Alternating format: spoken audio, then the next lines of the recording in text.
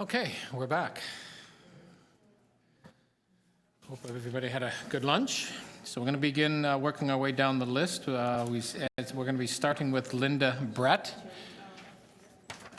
And then after Linda will be Keith Nunn, Julia Morgan, then Hamish Wilson. So you'll have 5 minutes, Linda.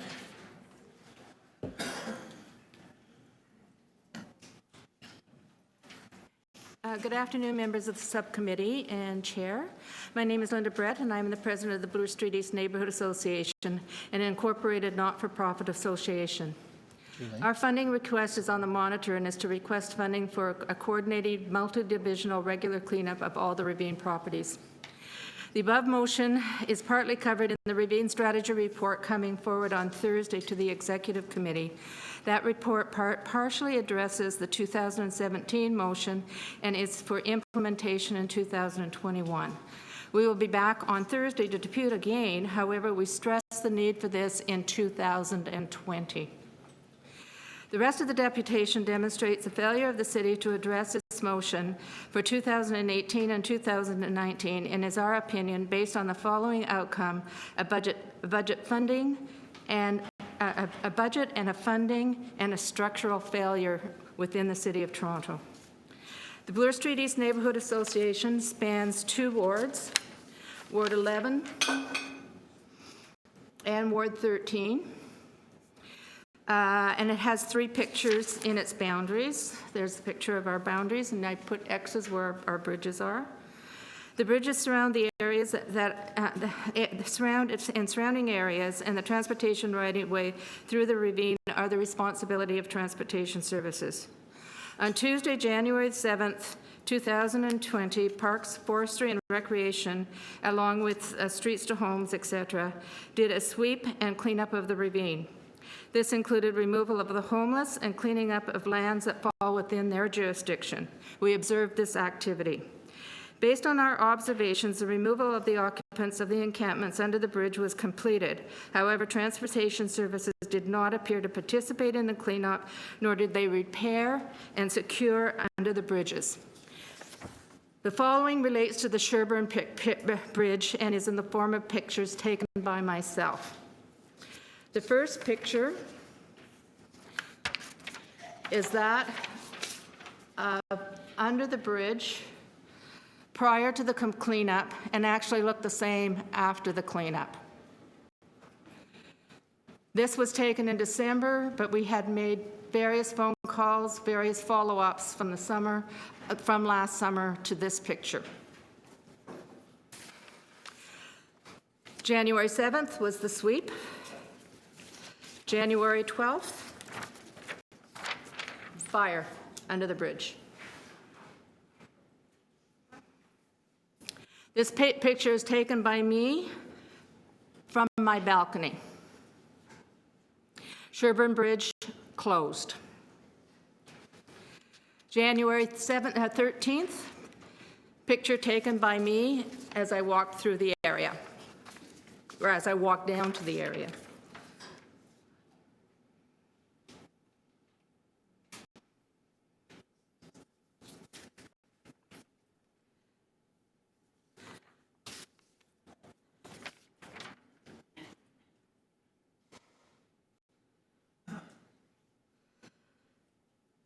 From January 13th to 15th, this area was not secured, nor was it cordoned off.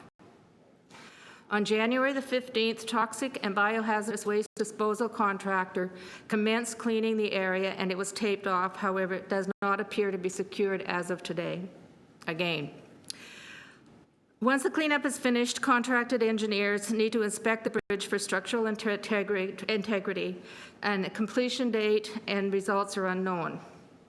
Last reporting to us, the cause of the fire is unknown. However, we heard several explosions, heard by myself, which got us out to take the picture, and others at the start of the fire, and the fire department had trouble locating the exact source of the fire while fighting the fire. The fire department reported the fire was very hot, thus the need for structural inspection. My final comments: the inaction of the City of Toronto left exposed a very vulnerable area which borders on private property. It put at risk not only lives, but that of a designated heritage building, which is a bank beside the site. The heritage building does have some damage to it. A simple process in place to coordinate this sweep and cleanup could have prevented this expensive result. And I think the lady this morning spoke about the lack of coordination of services. By our request, we're asking you to follow the information put into the city's property owner's guide to healthy ravines. Excerpt page 20. Be a good neighbor. Keep in mind what happens on your ravine property can affect neighbors beside you and below you. Right now, City of Toronto, you are not my good neighbor. Please address these funding and structural defects immediately. A more detailed submission has been submitted to you this morning, and I welcome any questions. Thank you very much. Councillor Layton has a question. As you probably know, or no doubt know, the Ravine strategy calls for no funding within the 2020 Exactly. operating budget. It does have some funding next year, Yeah. and it sounds like there may be efforts to advance that funding earlier. But it only talks about litter cleanup. It does not address the issue of the structural problem of coordinating. It does not address fully the 2017 motion put forward by Councillor Wong Tam. It's a very wishy-washy motion that says we'll put money towards the cleanup of the ravine. It doesn't say how it's going to get done, how it's going to get allocated, and what kind of structures are going to be put in place to make sure it gets done. There's no capital budget associated with securing spaces in the ravines that may be vulnerable. No, because part of the problem here, and I think why the fire happened, is there are fences underneath these bridges, but they were breached for the homeless to go in. They were not secured after the cleanup. So you swept a massive number of people out of the ravine, and you did not repair the breaches in the bridges. They were not, I can go to we have pictures of the Mount Pleasant bridge that has the same problem. We have 311 calls in with respect to securing it. The homeless person that was living there moved in right after. But there was no attempt to clean this up. There was no attempt to secure it. And you have 5 days later a fire. Now, and you look at how much debris was in there. This is biohazardous material, whether it went by fire or not. And that's one of the problems we have of getting cleanup underneath the bridges, is it gets so bad that they have to hire biohazardous waste disposal people to actually clean it up. And the funds aren't there to do it. Mm-hmm. So we have very many difficulties regarding this. And this goes back to 2016. We have a letter on file to the mayor on 2017 with regard to the Mount Pleasant Bridge, and got some of the things fixed. But this year it just got worse and worse and worse. We expected in September a fall cleanup, which usually happens, that would do the sweep. We didn't see that happen. We know that they aren't supposed to do it in the winter, so we were waiting for the spring, and we're going to be escalating to the mayor for a spring cleanup. But in the meantime, we have this and we have a fire. Is Sherburne still closed north of Bloor? Sherburne's closed, oh yeah. I don't suspect you'd know off the top of your head, but any idea what the economic impacts of shutting down a major road in the city of Toronto are? I don't know, but every day I go out, every time I go look out my window to the bridge, there's at least 2 or 3 cars or vehicles so a big truck that didn't realize the bridge was closed, and within 5 minutes I'll see 3 people turning around. Do you have any idea how much longer the road will be closed for? The structural engineers, and they're contracting outside engineers to do this, cannot get in there until the biohazardous cleanup is done. It'll likely be several weeks at minimum. And of course, I don't know whether the engineers will go down there depending on weather conditions. I don't know. I do know that on Wednesday, the biohazardous people did come in. They were cleaning up. On Thursday, I saw a big container that was it was well contained, had plastic over, etc. So I don't know whether they have any more work or not left to do. Thank you. Thank you. Next, we will have Keith Nunn. And after Keith will be Julia Morgan and Hamish Wilson. Keith?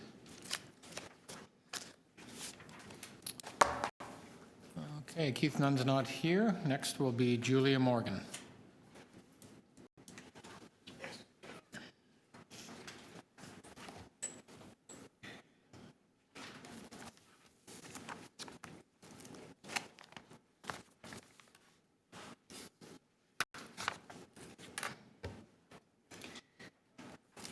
Good afternoon, everyone, and thank you for the opportunity to speak today. My name is Julia Morgan, and I live in Ward 14, Toronto Danforth. I'm a filmmaker and a communications professional, and I currently am making a documentary about young people and climate anxiety that features the youth of Toronto.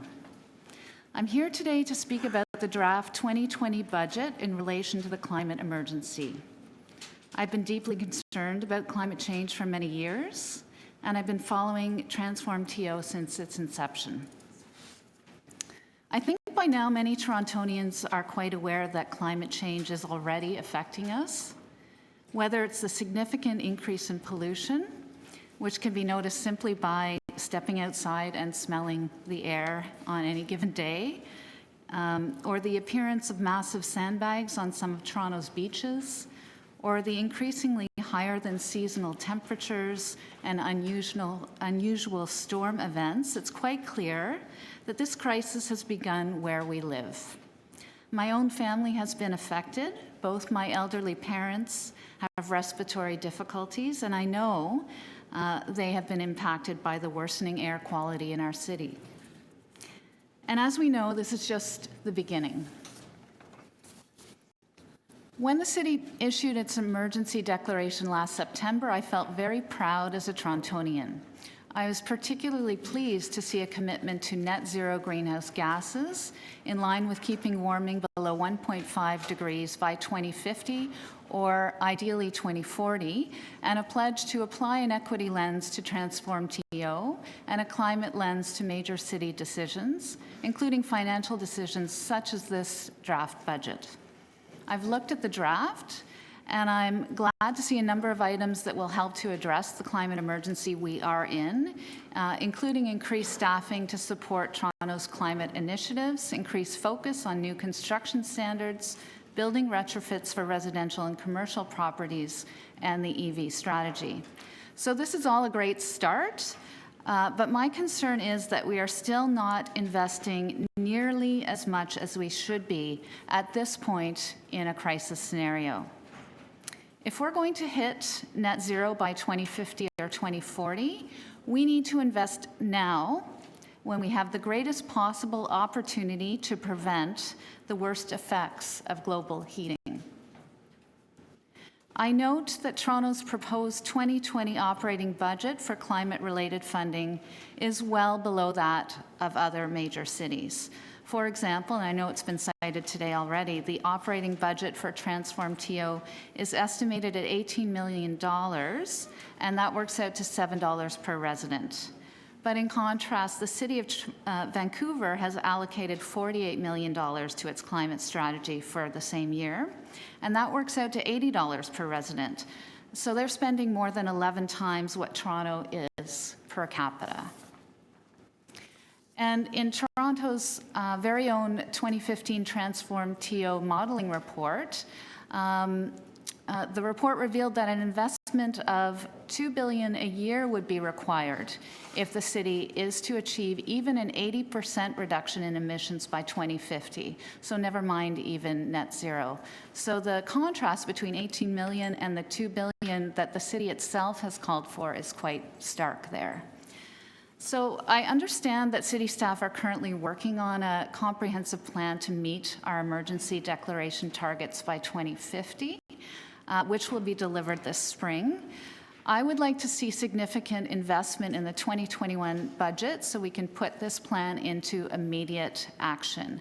I know there have been ongoing consultations about additional revenue tools for the city, and I also, along with some of the other speakers today, would urge Council to move forward quickly in introducing them this year, so we don't have to wait for any further time for the resources that are so desperately needed to do this work.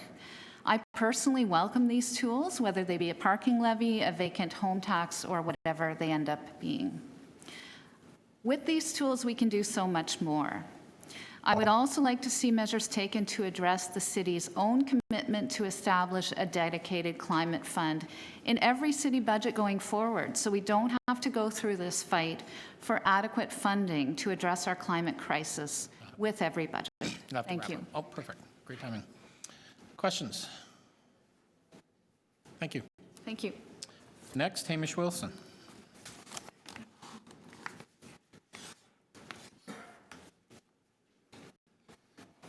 Good afternoon. Thanks for your time. It must have been pretty cold hauling out this morning. We're back to winter, and that's kind of good. That record warmth was a week or so ago. Unfortunately, I see snowdrops in bloom on Brunswick Avenue. They're supposed to be spring flowers, but we're so extreme with what we're getting now. There are actually flowers in bloom now buried under the snow. Now, they're tough. They'll probably survive. Just briefly, Mr. Milos, I think number 23, was swiping at the fire department for their response times. Actually, there's such toxicity in our internal home environments and building environments. The flame spread is so quick. I'm very happy to have a quick response time for fire departments, so it's well worth it. Toronto's a very, very rich city. We are really pretty well off. In a recent article in The Guardian on Parkdale gentrification, they said, quote, "In less than 2 decades, housing prices in Toronto doubled, then trebled, then quadrupled. The average price of a single-family home went from $251,267 in January 2000 to $1,044,527 in 2018. 4 times the price in Toronto. The property taxes, I'm pretty sure we'd be lucky if they've doubled. Which is, they're real, they have to come from somewhere. But when you're talking about property tax rates at the rate of inflation, that's a false inflation that you're using because it's not related to the housing price inflation, which is really severe. So quite honestly, with the hikes in the housing costs, an 8% property tax hike this year is overdue. It's simply overdue. And we are such a rich city, it's not that big a deal, even though, yes, it's money. There's also a lot of other hidden costs. This is an older stat. I keep sharing it around from 1996 to highlight the size. In Vancouver, they figured out that every car had $2,700 per car per year of subsidy, about 7 times the amount they subsidize public transit. This is from 1996. So if we had the same degree of user pay and inflation for the private automobiles as transit, would we have a vehicle registration tax of $1,000 maybe? That would be fair, or fairer. Sure, it'd be a shock, but the costs of cars, they're well buried. This is from Newman and Kenworthy. Basically, they're very hard to figure out. If we did actually want to have the user pay model applied to like utilities, like garbage, like water, they were figuring that having user pay and on the users rather than the property tax in Minneapolis, again, this goes back a while, could lead to a 40% decrease in residential property taxes. So, yes, we actually could be having a lot more equitable city in terms of equity-seeking groups if we actually had far more user pay for the vehicles, because we're getting into a situation where The single occupant vehicle has a lot of space, a lot of comfort. They're car-cooned versus the crowded transit or the squeezed bike and the waiting people on the sidewalk. So in terms of services as well, we have to do better in terms of providing services, especially along Bloor Danforth, where we have a bikeway potentially that would be subway relief. Notice of hazard about the hazards on the overcrowded subway system, especially at Bloor and Yonge. You need to have a relief on shedding load off the subway to the bikes. And it may not be that much, but it's well worth it. So this is in past years. The bike lane became a bike line. We had old pavement that we had a bike lake in it. After repaving, we still have a bike lake. And this is beside a highway, basically, and a pinch point, and it's not safe enough. Current replowing has made it is same problem. Notice of hazard about the streetcar tracks. There are huge issues with repairs that are dangerous to cyclists. So you have all sorts of repair issues everywhere. We are not doing very well at providing safe passages for cyclists as well. There's an awful lot more to be done and to be said. So please put on a much more vigorous property tax hike, again 8% this year, and a vehicle registration tax, and other forms of user pay, such as the drainage services, overdue and really needed. Thank you, Hamish. Next is Jane Mercer.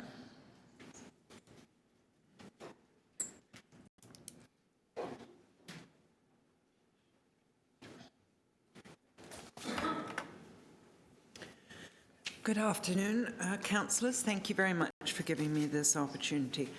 My name is Jane Mercer. I'm speaking on behalf of thousands of parents in Toronto who are either using childcare or desperately need access to childcare. We know you've worked incredibly hard along with the community to try to really push the growth of our childcare system, and we commend you on that. Your leadership has really turned up the heat on both senior levels of government, and we need to keep that heat on both senior levels of government. We have a 10-year childcare growth strategy that would see our system just start to provide the childcare programs and subsidies that families need.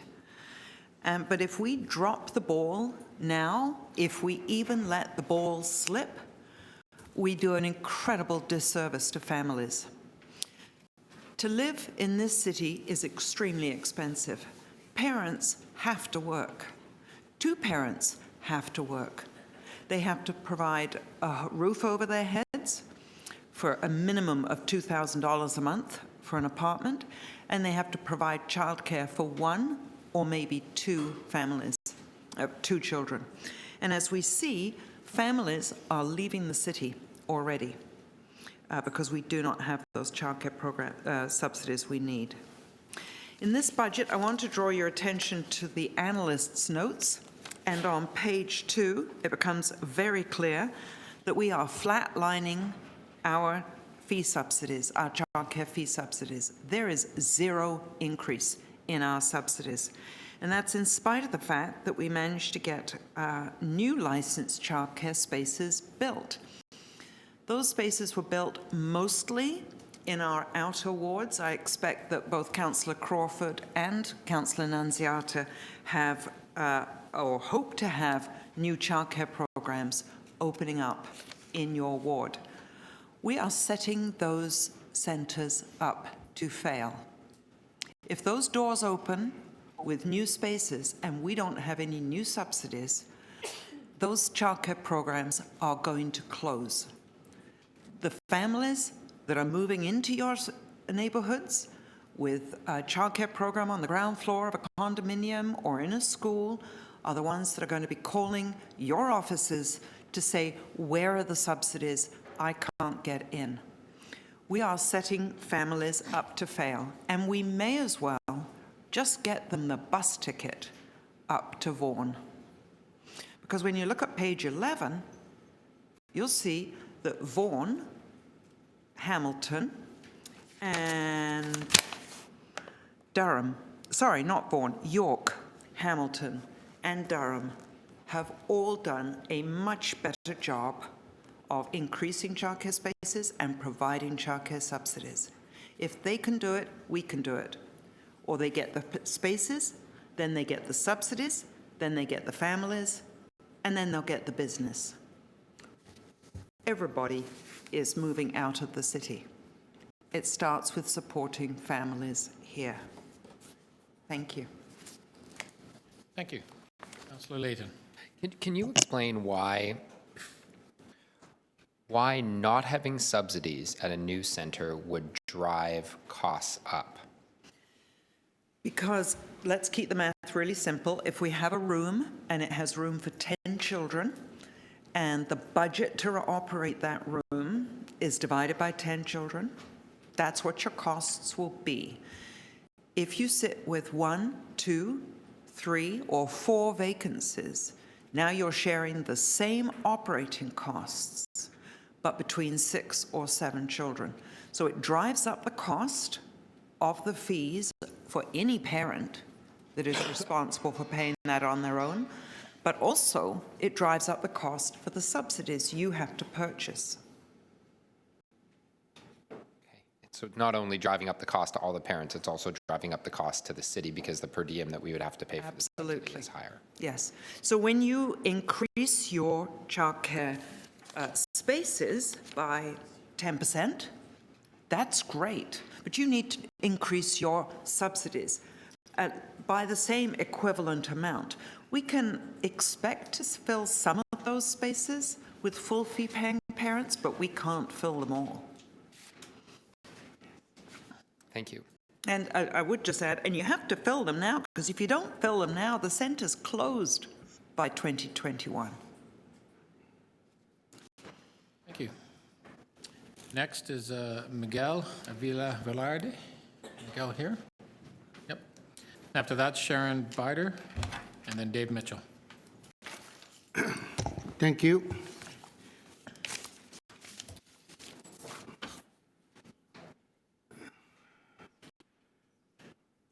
I showed this flyer last time at the general government licensing because we are creating a new set of barriers for people to enter city council. I think they're trying to incorporate artificial intelligence, et cetera, et cetera. My deputation is in support of the SDP, for which we have worked tirelessly since 2019. We are very disappointed that the SDP from 2007 only created 33 jobs. It's a very low number.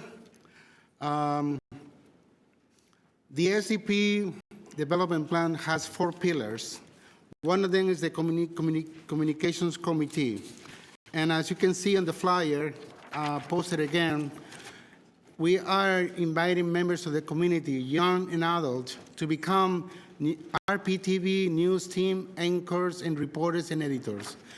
No experience is necessary. Training will be provided, which is part of the SDP. We need the $2.5 million that will help to give chances to youth, because as you are aware, at the beginning of the year, we mourn Ahmed Jacquot. And it is a failure of the system. We couldn't have provided him with job opportunities. So here we are, and I'm doing it right here, right now. There's a camera over there recording me, because this will be uploaded at the Regent Park TV Focus YouTube channel. The RPTV is very progressive since it connects with members of Regent Park to the 991 channel of Rogers Cable. Unfortunately, the old buildings of Regent Park do not have access to the 991 channel. Instead, it's connected to the intercom channel. We hope to overcome these inconveniences as we develop the Regent Park communications strategy. We are also going to be creating a website that will be our social hub, and we also going to allocate money to create a newsletter, which is in process right now in production. And lastly and not least is this, the RPTV that will give training for young members of the community, and I'm here as a volunteer for them, speaking as, let's say, the Regent Park Neighborhood Association, and I'm very concerned that the SDP is not in the budget, and it should. I have with me a copy of the Toronto Police Services budget. Here we go. You know, they're asking for more money.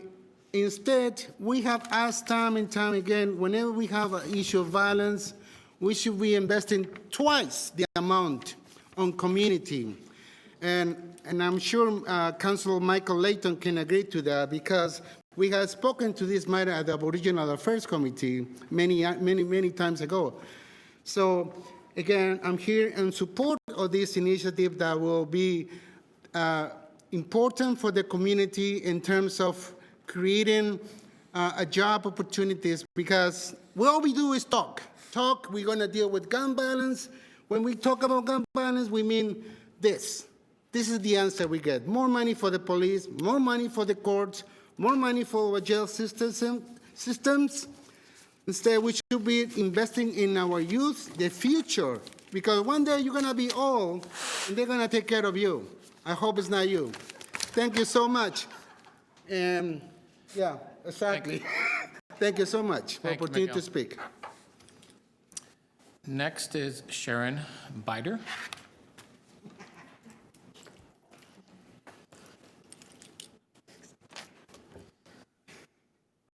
Good afternoon, councillors. Thank you for an opportunity to speak to you and provide a perspective on the 2020 staff recommended budget. I'm a climate activist and a longtime resident of the City of Toronto. As I see it, Toronto has yet to experience the devastation, deaths, and displacement that are the reality of climate change for many cities around the world. But even here, members of my own family who live on Wards Island have experienced the impacts of extensive flooding for the past several years, while friends elsewhere in the city see basements flooded and houses damaged as ice storms down trees. In November 2019, Council unanimously approved a motion declaring a climate emergency, and I'm here today because I do not see before us a budget that responds to a climate emergency in any significant way. Yes, Transform TO has been hard at work developing plans, and yes, there is some work being done to address resiliency issues, retrofits, and some community power generation, but nothing in this budget points to an implementation plan with measurable targets that is appropriate to the scale of the challenge. How will we meet the 2030 emission target of 9 megatons per year, a reduction of emissions by 0.5 megatons annually, when the only specific emission reduction named in the 2020 budget is a 0.006 megaton reduction, which is about 1%, associated with the implementation of the Toronto Green Standard for new buildings? Where in the budget are the investment incentives and the measurable targets for 2021 and onward that will substantially reduce internal combustion engine vehicular traffic in Toronto and redirect residents and visitors to public transit, electric vehicles, cycles, and walking by 2030? And where are the programs and specific targets for 2021 and onward that will deliver retrofits of 400,000 single-family dwellings and 700,000 apartment units for energy efficiency? When I asked some of these questions during a town hall last week, I was advised by Councillor Layton that Transform TO has delivered on its commitments for the current three-year plan, and that this budget reflects increases to the Transform TO team that will enable them to create the plan for the next 3 years, a plan that will reflect the urgency of climate emergency. Councillors, that's a bit of a leap of faith, and I, in turn, ask you a few things. One, as a part of approving the funding for the Transform TO staff, that you minute 2 additional requirements: that the team submit a plan for an accelerated investment that includes initiatives that can begin in the 2020 calendar year, giving councillors the basis for redirecting funds within this 2020-21 budget to begin a more aggressive climate emergency program this coming fiscal year. Secondly, that you ask the team to provide a capital plan for a dedicated climate fund that addresses the investments that are required to meet the carbon reduction targets for this city to 2050, and one that's consistent with and probably more aggressive than the model published by the Transform TO team in 2017. And that plan would have targets, specific targets.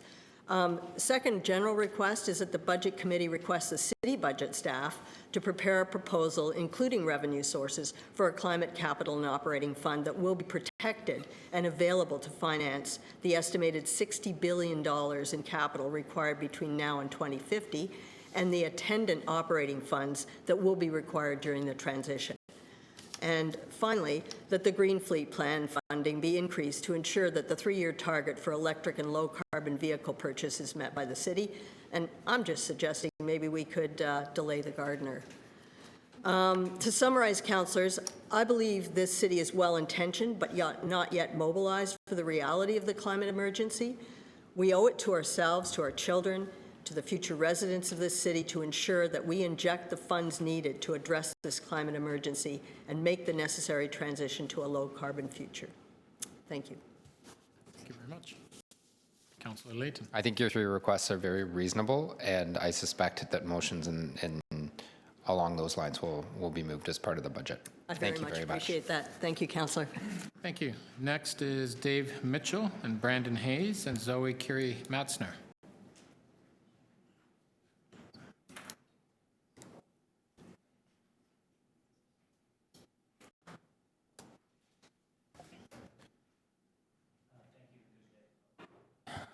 Check. Thank you. Good day. My name is Dave Mitchell, President of QP Local 79, representing the city's largest workers. Along with our fellow members, we are the ones that make the city work.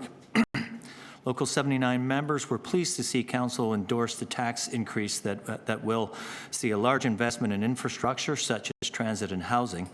Our members at Toronto Community Housing are particularly keen to see what investments will roll out as they are currently in the middle of a major restructuring. However, this commitment is a half measure. There is not enough attention on the operating budget and the services that are funded out of it, many of which our members provide. This problem is acute. The city is spending $205 less per capita on services than we did a decade ago. The property tax and other revenue streams the city currently uses has proved inadequate. The union's position is that the city must use more tools at its disposal to also make significant investments to the operating side of the budget. New tools such as vacant home tax and a new levy on high-end homes are options. It's measures such as these that are reasonable responses to the needs of providing everyday services. These investments will not only provide cash for needs in places like housing, but could be leveraged in other places in the budget. The union believes that the dedicated program funding, such as real estate taxes for housing, could provide additional room in budgets to provide stable services and jobs. Without these commitments, there will be items left unfunded and more precarious work environment for staff who support programming. We have now had 2 reports by consultants that articulate the city is well run. However, they have also both put forward recommendations to privatize city services such as childcare. If the city were to act on these recommendations, we would be undermining council's role in oversight, create more instability for workers, and risk resident resources. This is secondary. This is a secondary concern for the union. Recently, we learned the P3, a type of privatization for the Eglinton Crosstown, will be delayed and over budget. This after there was already litigation on the matter. Our members are concerned that future investments in infrastructure will be used in privatization schemes such as P3 structures for the LRT. On their operating side, there has been high-profile concerns around the contracted services for forestry and road paving as well. The city reports it spends almost $2 billion on contracted out services.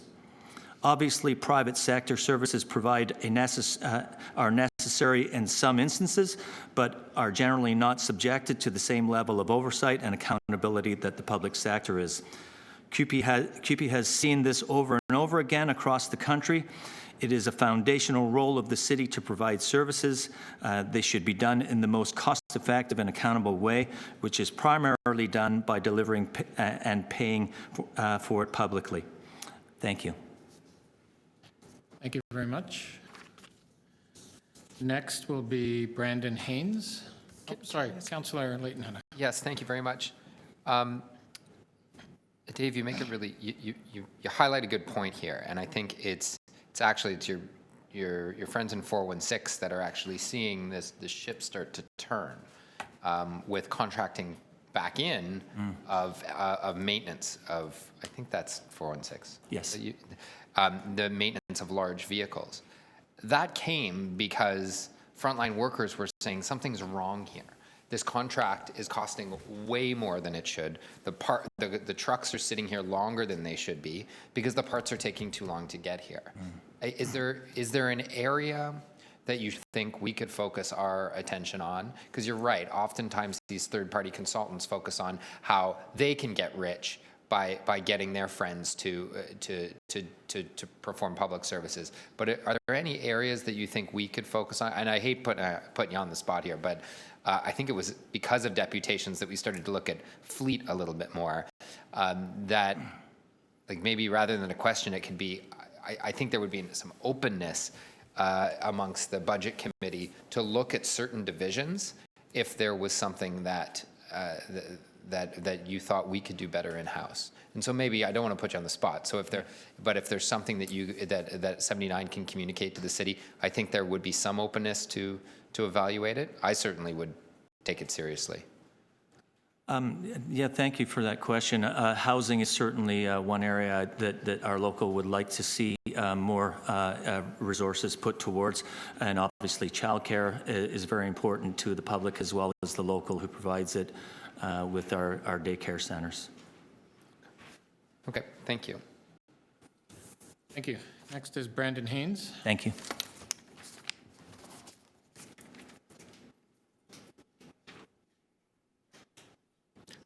I support both presidents, so I'm just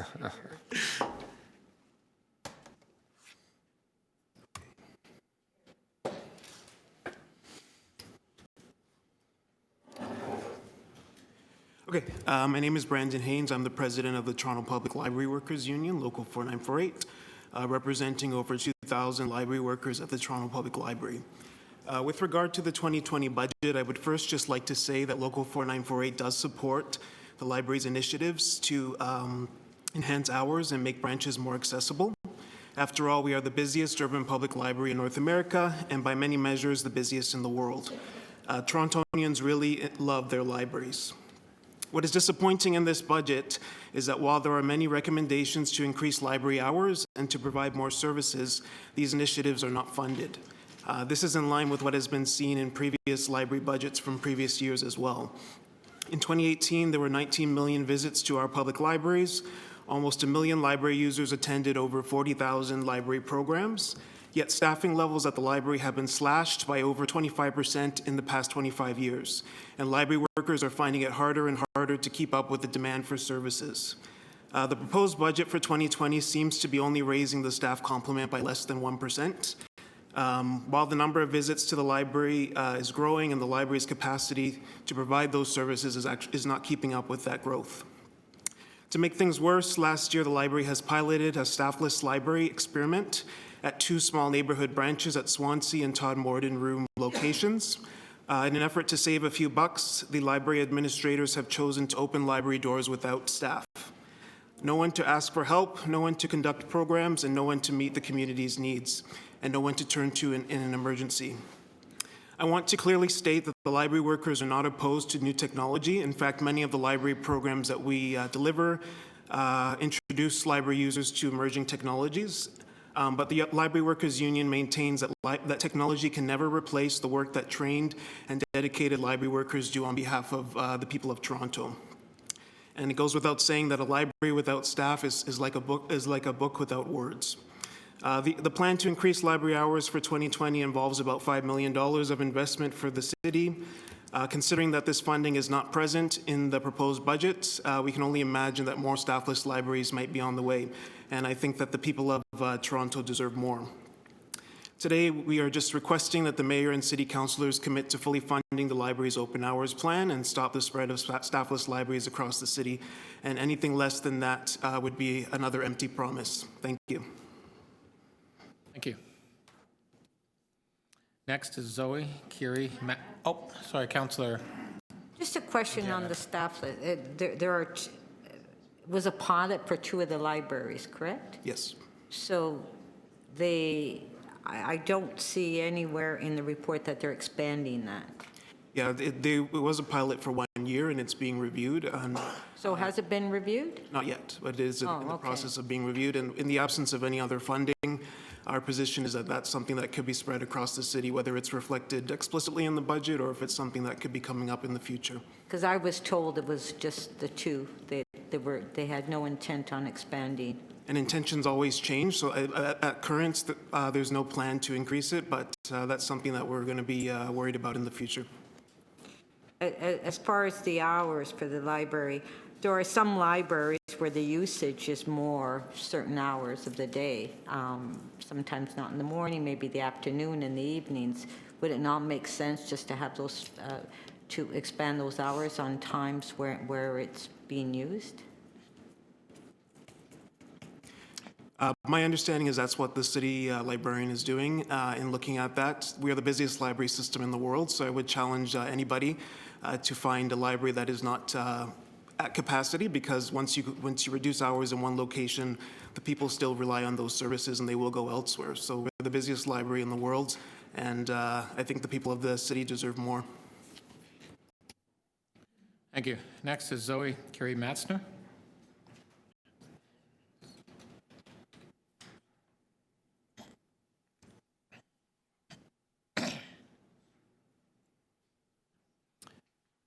Welcome. Hello, my name is Zoe Curie Matzner. I'm 13 years old and I'm a member of Fridays for Future, which is a climate strike movement. I decided to depute today because I want the city to support Transform TO and to do all it can to act on the climate crisis. 3 months ago, the city did the right thing and recognized that we are in an emergency. This is true. We are in an emergency. 2019 was the second hottest year on record. There were and still are horrific fires in Australia.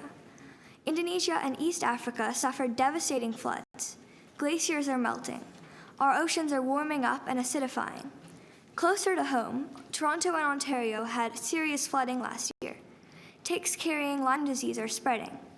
And Toronto is projected to have more and more days of extreme heat. I'm really, really worried about climate change.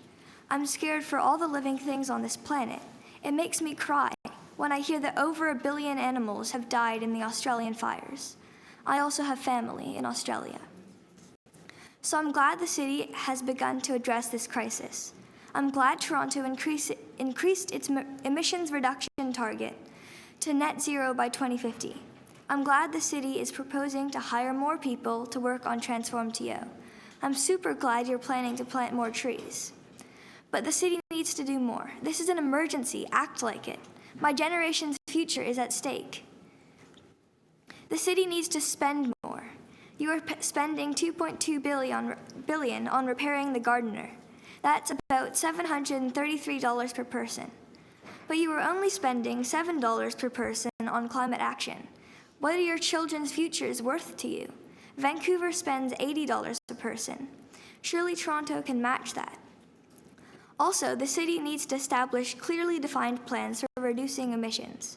If Toronto is to reach its target of 9 megatons a year by 2030, we need to start reducing emissions by 0.5 megaton of CO2 a year now. But according to the Toronto Environmental Alliance report on your budget, the city does not have a well-defined plan for reaching this target. I think there should be a weekly report on emissions reductions. It should be part of the weather report so that all the kids in Toronto know whether or not you are taking action. Here are some other things you could do. You could expand energy retrofits for family homes and larger buildings. Buildings account for 42.8% of the city's emissions. So far, only 187 single-family homes have been retrofitted. We need to ramp this up. We could seriously cut emissions if thousands of homes were retrofitted and insulated. A lot of people could also be employed in this work. You could make fares for public transport cheaper so that people would get out of their cars and take the TTC. This would reduce emissions. It would also make the road safer, and it would make the air cleaner for kids like me. You could build more protected bike lanes. According to the Toronto Environmental Alliance, 61.6 million of the city's bike plan is unfunded. This is appalling. More people on bikes would also mean cleaner air and safer roads. There should be more urban agriculture. Then we could buy fresh food grown right here rather than trucking it in. And the city could give back land to Indigenous people. Land managed by Indigenous people has the highest biodiversity. Return golf course lands so that First Nations people can grow food on them and protect the land. The world is facing a catastrophe. So many living things are dying, and it's painful for me. My future is at stake. My friends' futures are at stake. We need to do more. Toronto could be a leader in saving the world, and the first step is to approve more funding for Transform TO. Thank you. Thank you very much, Zoe. Next.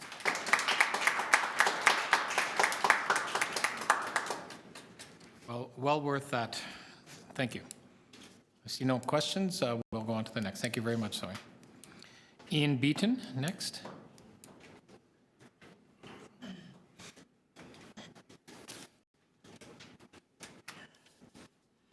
Good afternoon.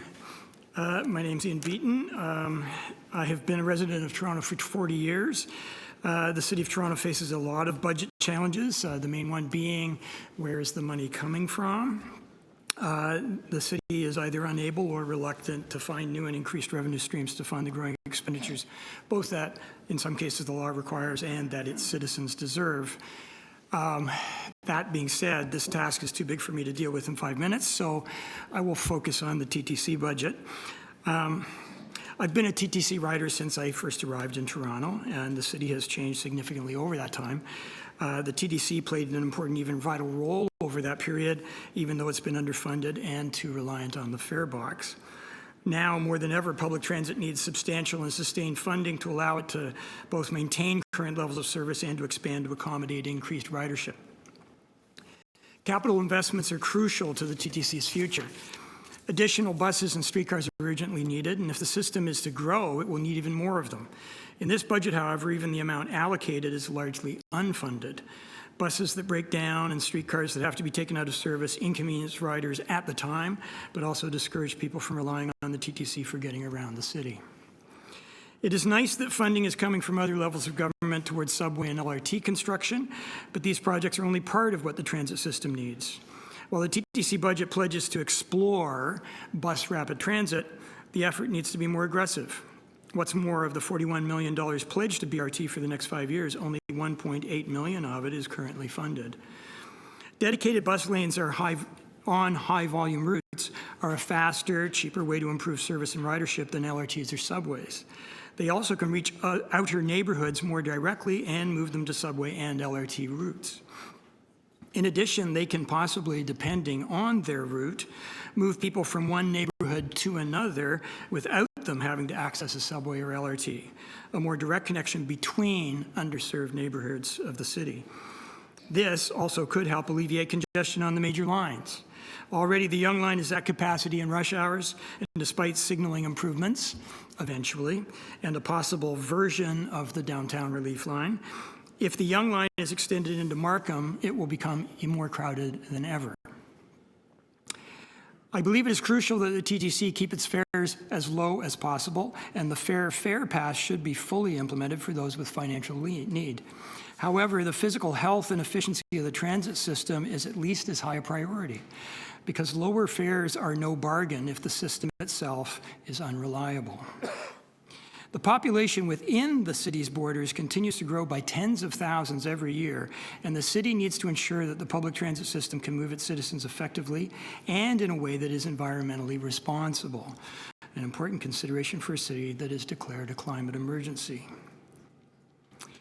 Transit purchases and initiatives should not be contingent upon hypothetical dollars in the capital budget and reliant on renegotiation year after year. I urge this committee and City Council to increase funding of capital investments to ensure the TTC can buy the vehicles it needs, also using environmental technologies. I also urge councillors to move beyond merely exploring bus rapid transit and start to fully fund implementation of BRT in areas that need it most. If this means increased property tax and exploring other revenues, so be it. Thank you for allowing me to speak today. Thank you. Next is Michelle Silochik. Silochik? Okay, thanks.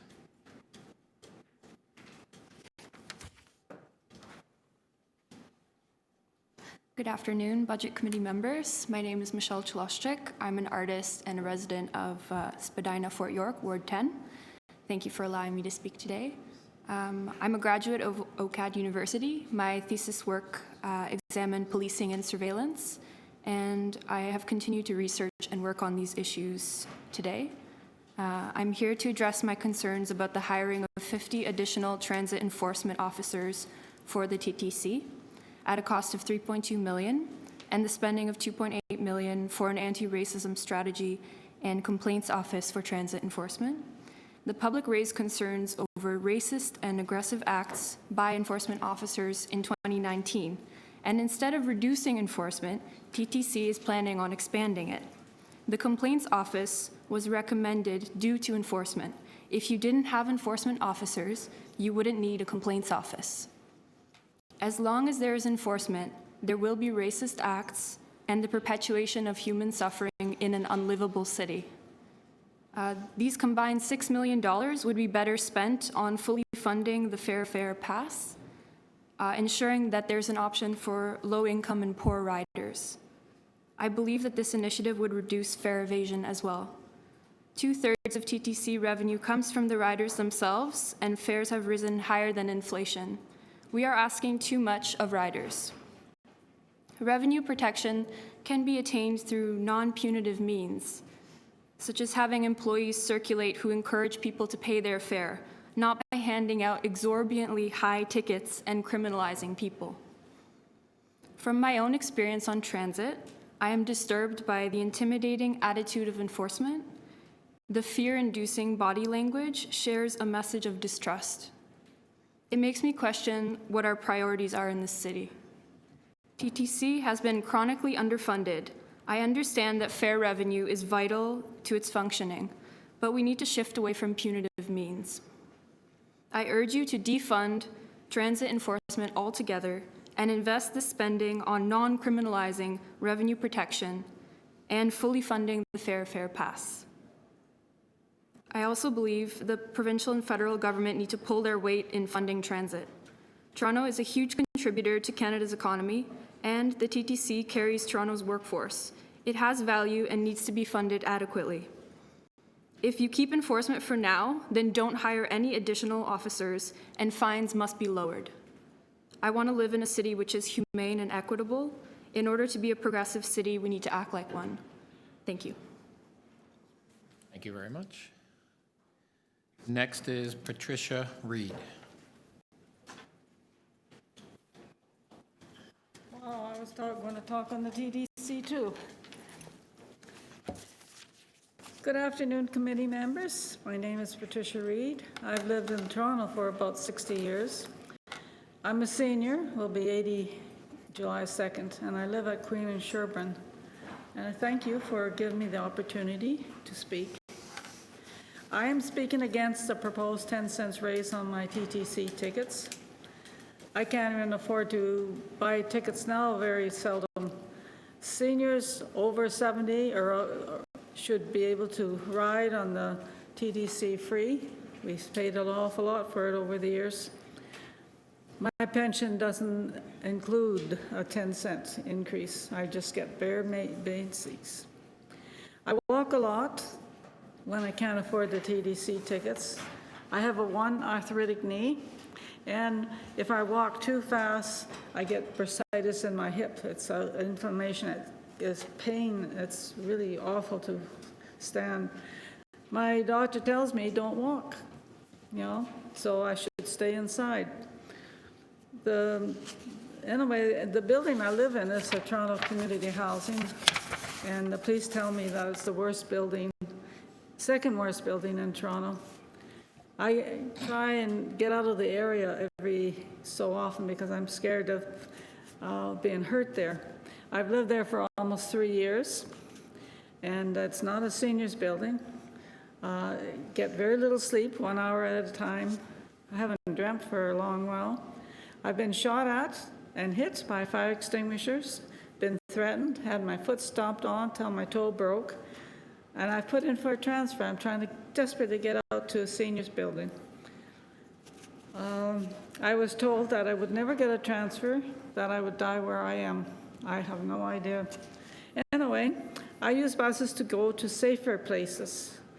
The past year, it hasn't been too rich for the TDC fares. Last week, I had an eye appointment, and I walked for 3 hours back and forth up to the Toronto Western Hospital to see my eye doctor because I was having problems. And I just did that because I have no tickets, not because I like to walk that much. So anyway, I think Toronto has a problem with Toronto Community Housing. I speak to a lot of people, and a lot of them are trying to get out someplace. I've had almost everything except a broken arm, which they might be looking for to do, I don't know. It's a crack house where I live at the Sherbourne and Queen. At least I think the TDC should consider to allow seniors to go with a free fare if you're going to medical appointments or doctors. If you don't, we'll just sort of stay in, and if my bursitis is being very painful that week, I just, forget it.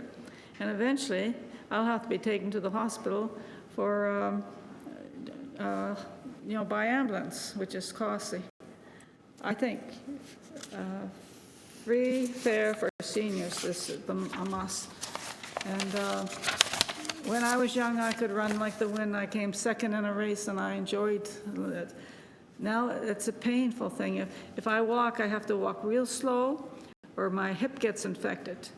And I think it's very cruel that I have to just walk very slowly for a couple hours to go someplace, because I try not to use TDC tickets unless I really, really have to. And I thank you for listening to me. I sure as heck would like to get into the seniors building, I'll tell you. And I sure would hope that you would consider at least allowing seniors to have a free fare if they're going for doctor's appointments. Thank you. Thank you. Next is Andre Forsyth.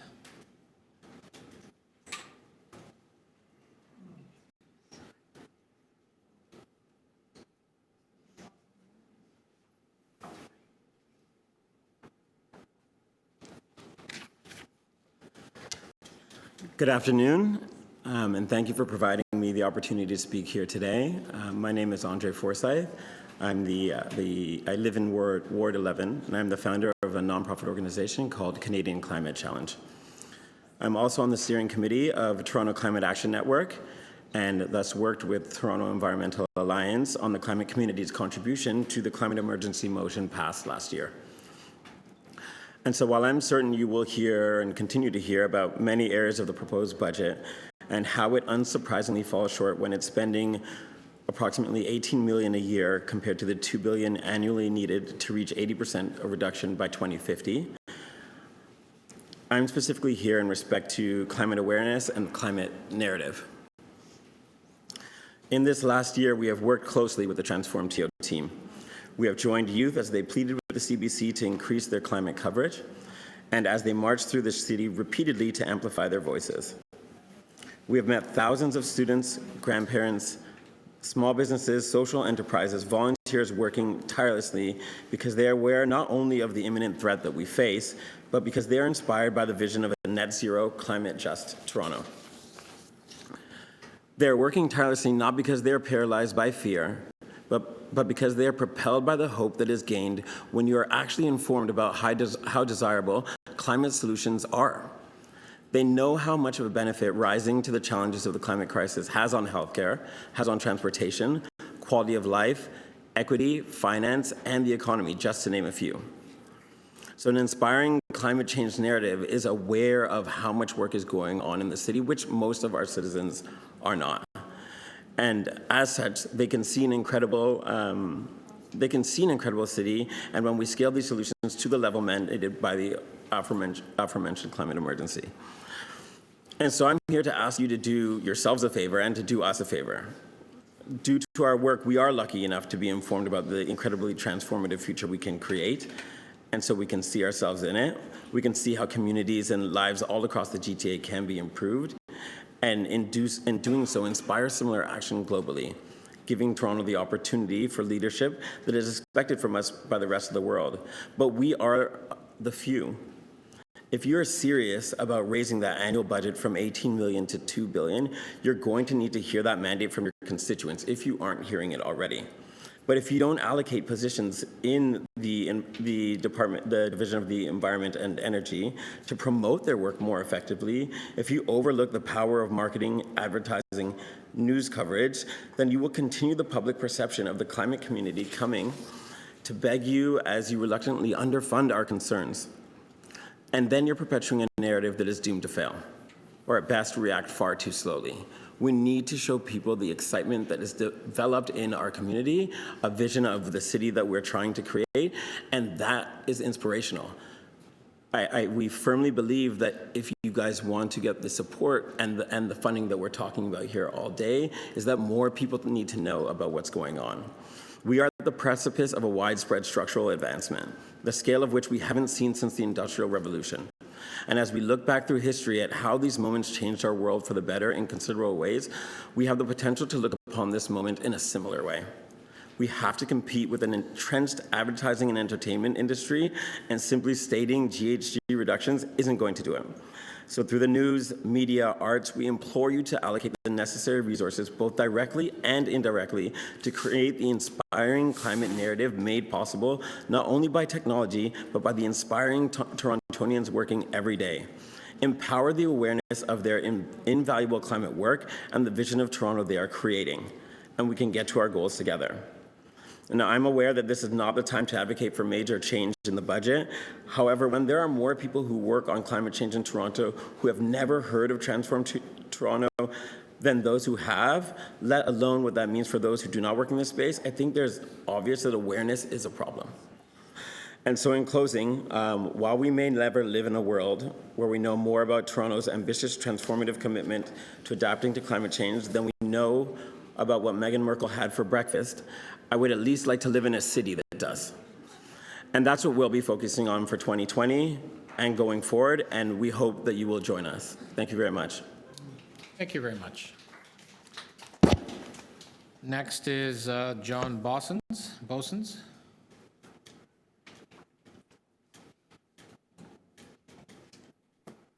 Welcome. Thank you, Chairman Codford.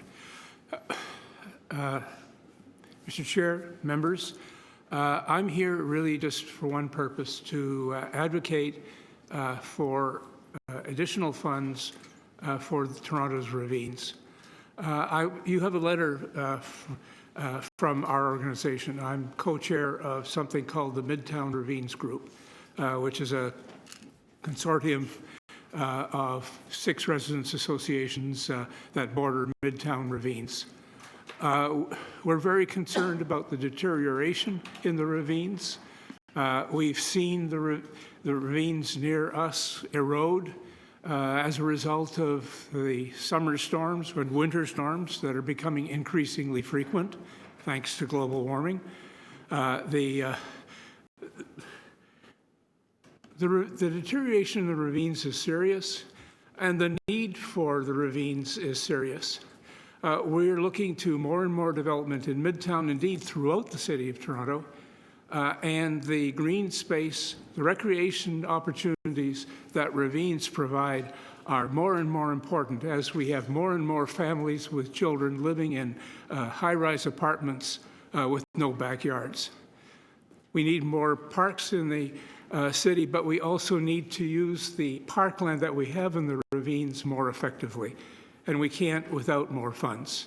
I'm asking you to support the mayor's recommendation that the additional operating funds recommended by staff in the Ravine Strategy Implementation Plan, that be fast-tracked, and that $2.7 million be added to the Parks, Forestry, and Recreation operating budget for 2020 to implement that. It's a start, and some of the additional recommendations of the implementation report will also help, but not until next year. Getting on top of the deterioration of the ravines is I think, really important, and it's not something that should be postponed to 2021. Thank you. Thank you. Thank you very much, John, and for your tour of the ravines. And if you haven't had a chance to get a tour of one of Toronto's probably hardest working ravines, I'm sure John will take you on one. The Ravine report recommends nothing right now, but we're hopeful that we can move forward on two fronts: on the litter collection and picking in ravines, and invasive species. Is there anything else that you'd want to see us focus on in the ravine strategy if we were starting to look at funding sources about where we need to make investments? Well, I would, of course, like to see something happen on the capital side sooner than next year as well. I realize that planning that is something that takes time, so I can understand that there's some operational reasons for moving into that quickly as early as this year. But if funds could be made available that to be able to move ahead on the capital front, that would be great. As you say, I mean, the ravine that you and I walked through is one which is rapidly deteriorating. And although some work is being done on an emergency basis, much more is required. And that's not just true for the areas in Midtown. That's true throughout the city. So, you know, everybody keeps talking about the ravines as, you know, the lungs of Toronto, the great thing that we can sell to others around the world as one of the major attractions of Toronto. But if we don't invest in them, those attractions are going to become less and less attractive and less useful. You showed me a couple of examples of where ravines failed. What happens when ravines fail? What happens when the ravines fail is a number of things. I mean, first of all, paths disappear, they get eroded, they fall into the streams, the trees fall, the area becomes also more prone to invasives because of the changes in the streams. There are many issues many problems that arise as a result of not taking care of our ravines. Was there an example of the backyard of someone's house off a ravine that moved probably about 100 meters down into the ravine? Yes. In fact, I can think of 3 areas just in the ravine that's near us, close to Yonge St. Clair, where that's happening. The TRCA, to its credit, is stepping in with some emergency programs to try and stabilize the slope and deal with it. The problem is that the streams through Toronto, you know, where we are, for instance, there are rock walls that were built prior to 1900, to make the Ravine a destination park for downtown Toronto. And it was used that way in the 19th century. But unfortunately, back then, they didn't anticipate the extent to which Toronto would develop. Back then, north of St. Clair was farmland. Now, now there's 1 million people. What happens now when we have a severe storm, is that no longer is it at least partly absorbed by the grass of the farmlands. It runs off the pavement, and it runs quickly into the ravines. So a storm is far more serious now than it was even 20 years ago, let alone 100 years ago. Thank you. We have, just to pursue that one step further, you're right about the backyard. There's one small tributary ravine close to us where about 18 months ago, 2 entire backyards ended up in the stream. There is another house further up that ravine, which is in danger of falling down the slope because of the erosion of the slope below it. And that's just a local example where we are. Same thing in other areas throughout the city. Thank you. Next is Henrik Beckman. Thank you.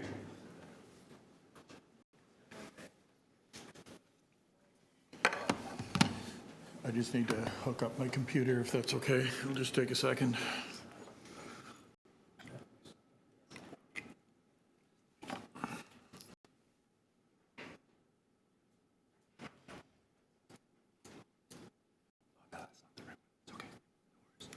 Oh, I tapped the wrong one. Yeah, it's okay. That's that one here. There we go. That should do it. There you go. Thank you very much. You're welcome. Good afternoon, councillors, and thank you very much for having me. I'm here to recommend an enhancement to the design of the city's operating budget reports, which I think will substantially improve the clarity, the transparency, and the usefulness of those reports. And so what I'm suggesting is that these reports clearly isolate day-to-day operating expenses. What I mean by isolate is include line items that aggregate those amounts, or blocks that describe those amounts.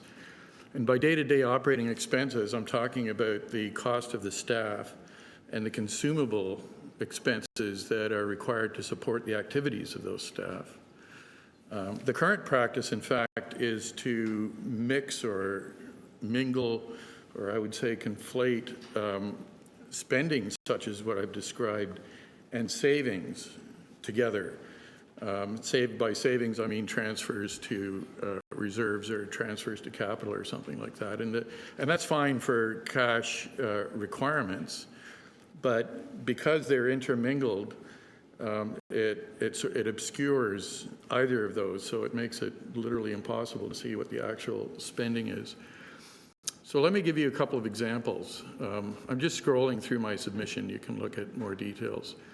But you'll see here in a graphic that was presented by the city manager in his introduction to the budget that it references the Toronto water budget as being 1.4 billion, and it represents that as being the operating budget.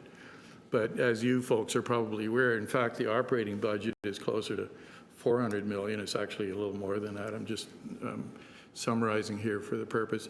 And $1 billion of that is actually money that goes into reserve, so it's savings. So it's confusing and I think sort of inaccurate to represent that as operating as opposed to cash requirements. Here's another example. This is just from a random budget appendix. This happens to be the library, but you can see that the spending portions of the expenditures are simply added together with the saving portions. And that's fine, again, for cash requirements, but it literally obscures what we're actually spending on a day-to-day basis. So the solution is obviously pretty straightforward. Just introduce some subtotals here. to separate the spending and savings portions. I've actually done that for the 2019 budget. I was able to get a spreadsheet of literally 20,000 line items. It's the first time there was that much detail available, as well as the accrual reconciliation report, and put it through a whole bunch of analysis. So this is the result of that. And as you can see, the day-to-day operating expenses, as I've described, is 60% of the annual budget. I've also taken out financial aid. That's the subsidies for income, housing, and childcare, because that's a flow-through amount and isn't really a day-to-day expense. And as you can see, what remains is about a quarter of the budget, which is actually transfers to capital. Most of that is transfers for capital projects, and it's very consistent with Toronto's pay-as-you-go philosophy.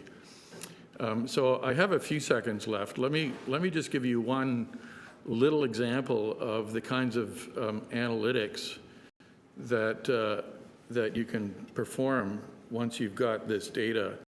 And the chart at the right there, you can see that mobility services, this is my own taxonomy, but in terms of activities, but you can see that mobility services, which is TTC and transport and parking, and emergency services, which is obviously police and fire and paramedics, together consume over half of the operating budget of the city, whereas utilities are quite a ways down the list when you take out the transfers to capital. And human services, when you take out the financial aid, is also somewhat down the list. But I mean, the point of this is that you can view, with this enhancement, you can view as it were, the effort that the city puts into the various areas. We'll have to wrap up, please. Certainly, and not just the cash enhancement. So thank you very much. Thank you. Next is Kate Pritchard. Thank you for your deputation. Kate Pritchard, then Kate Chung, and then Sean Mahar.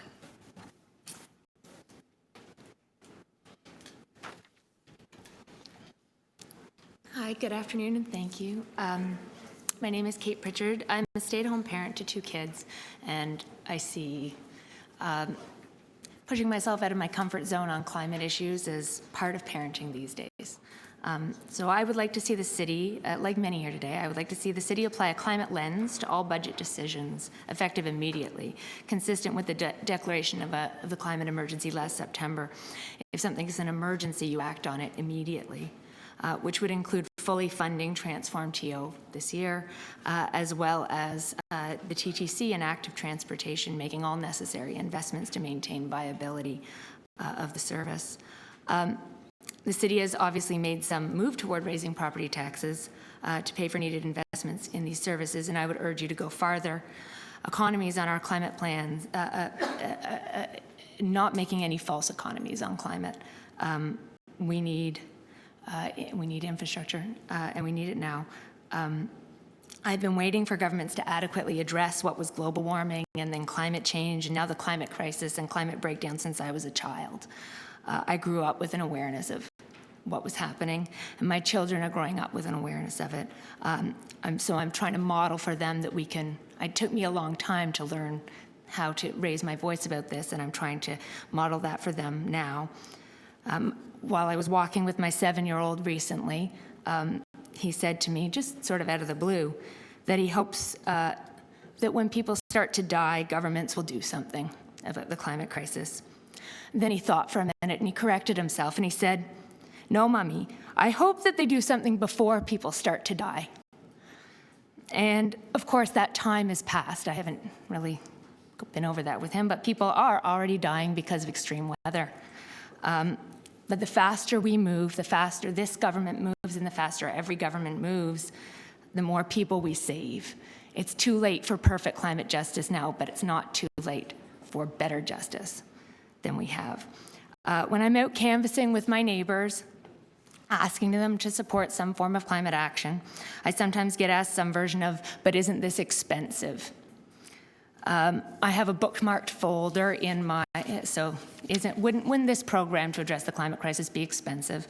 I have a bookmarked folder in my my folders of articles that I I title How Bad It Is, which I use to answer this question.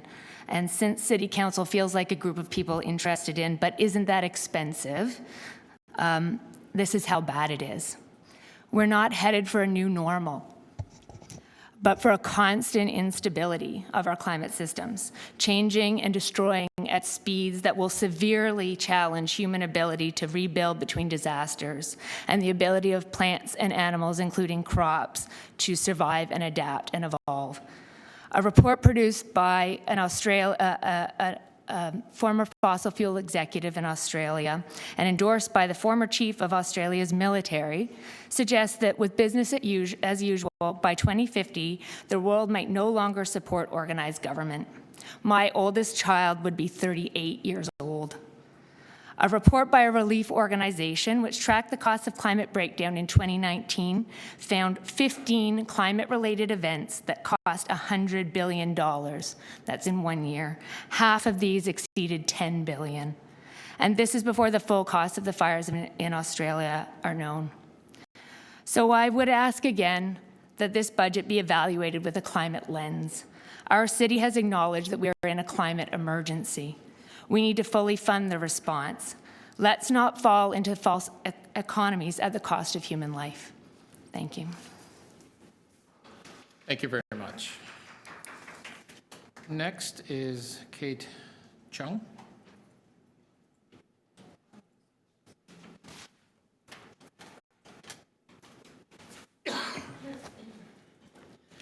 Good afternoon. Thank you, councillors, for all your hard work.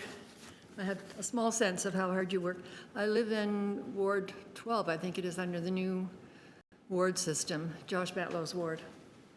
I'm a volunteer with the Living in Place campaign. Notice it's not aging in place, it's living in place, because people of all ages are affected and want to stay in their homes. When I hand in a copy of my notes, attached to it is a list of the organizations that are endorsing the campaign, and the very top of the list is Toronto City Council. 3 years ago, Toronto City Council endorsed the campaign, and now we're asking for the city to take some action. Nearly a quarter of the Toronto population is being neglected, and this is costing taxpayers millions of long-term care dollars. As of 2017, Statistics Canada said that 22% of Canadians have a disability of some kind, and disabilities play no favorites. Anybody can be born with a disability or be struck with an illness, a fall, an accident, and as we get older, we have many more types of disability. This is a public health issue, a human rights issue, and a financial issue. The Living in Place campaign advocates that the Ontario Building Code be changed to require that all units in new multi-unit residential buildings be entirely universal design, so anyone of any age or ability can live there and continue to live there despite changes wrought by age, illness, or trauma. We don't want to become homeless because we had a stroke.